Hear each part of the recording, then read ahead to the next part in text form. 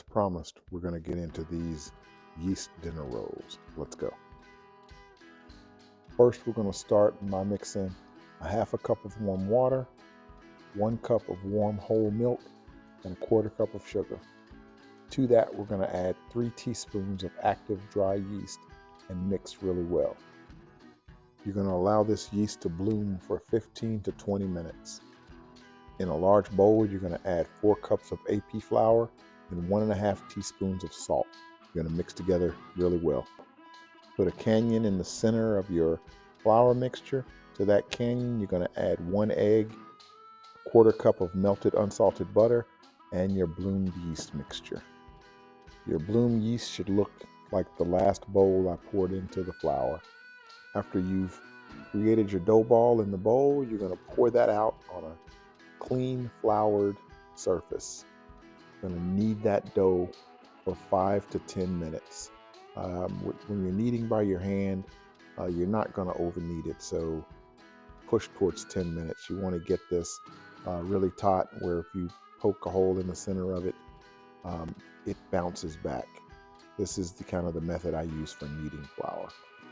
Once you're done kneading and the ball of dough is tight, when you press into it with your finger, it bounces back. You're going to take the dough. You're going to put a little oil in a bowl. Make sure that you oil all sides of the bowl. You're going to place a little bit of oil also on the dough itself. You're going to place it in the bowl. You're going to cover with plastic wrap, and you're going to let that rise for 1 hour. In that 1 hour, it should double in size. Once you take it out of the bowl, once you open up the bowl, you're going to punch it. Just release all that air. No really any other reason for doing that. It's just fun to do. And you're going to dump that dough out, and you're going to knead it for another 2 to 5 minutes.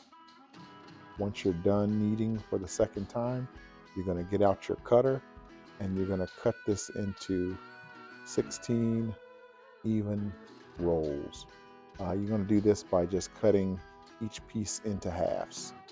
You're going to do that until you have 16 balls.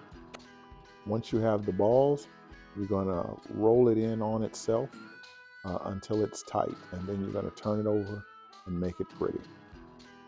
Line it up on either a baking sheet or, in this case, parchment paper, and then cover it with plastic wrap, and you're going to let that rise for another 30 minutes. Once you're done with your second rise, you're going to take 1 egg and you're going to beat it in a bowl, and you're going to egg wash the top of each roll.